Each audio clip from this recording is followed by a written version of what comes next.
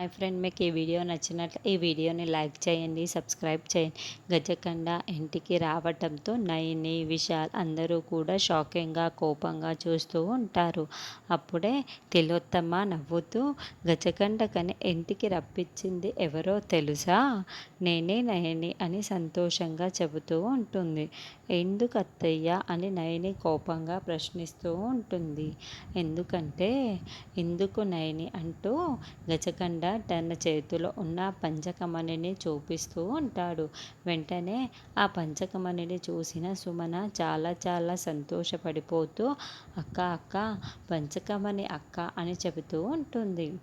అసలు ఈ గజకండ ఎందుకు ఇంటికి వచ్చాడు, మీరెందుకు రప్పించారు అని నయని అడుగుతూ ఉండటంతో వీలు కుదుర్చుకోవటానికి అని వల్లభ చెబుతాడు. డీలా, ఏం డీలు అని విశాల్ నయని ప్రశ్నిస్తూ ఉంటారు. ఇదిగో ఈ పంచకమణిని నేను మీకు ఇస్తాను నయని, కాకపోతే నువ్వు భుజంగమణిని తెచ్చి నాకు ఇవ్వాలి, అప్పుడు నీకు ఆ పంచకమణిని ఇస్తాను అని ఈ డీల్ కుదుర్చుకోవటానికి ఇక్కడికి వచ్చాను అని గజకండ ఆ పంచకమణిని చూపిస్తూ చెబుతూ ఉంటే, అయితే గజకండ ఆ పంచకమణిని చూపిస్తూ ఎందుకో పగలబడి నవ్వుతూ ఉంటాడు.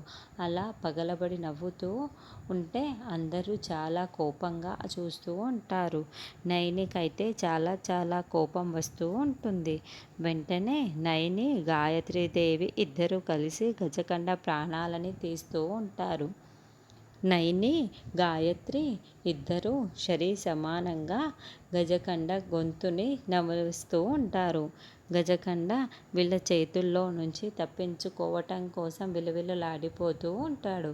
అయితే గజకండ చేతిలో ఆల్రెడీ పంచకమణి ఉంటుంది కాబట్టి దాంతో మళ్ళీ మాయమైపోతాడా, లేకుంటే ఆ పంచకమణిని ఆల్రెడీ నయని తన చేతుల్లోకి తీసుకునేసిందా అన్నది మనం నెక్స్ట్